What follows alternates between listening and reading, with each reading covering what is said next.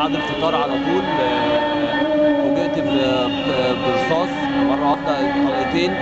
فببص من الشباك لقيت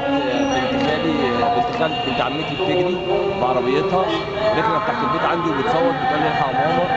فنزلت جري على طول على البيت، لقيت ضرب نار كتير. 5 افراد راكبين عربيه الانترا سيلفر رقمها 11900 ثواني. لابسين طواقي كده وتلفيعه فلسطينيه. حاولت ان انا استغيث بتاع الامن الخاص عندنا في المنطقه، بس رفض ان هو يضرب طلق الصوت اللي معاه.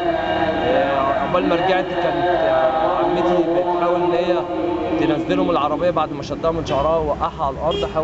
حاولت ان هي تجيب الطبنجه بتاعت جوزها عشان هي جوزها ظابط. فهو لما شاف الطبنجه مسك الطبنجه من ايديها وراح جاي ضاربها في صدرها وفي رجليها.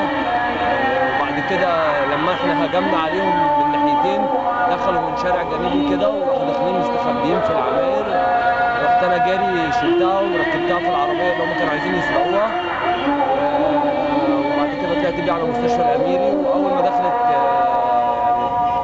لفظت الانفاس الاخيره وانتقلت رحمه ربنا. بس يمكن هو ده اللي حصل في مختصر يعني.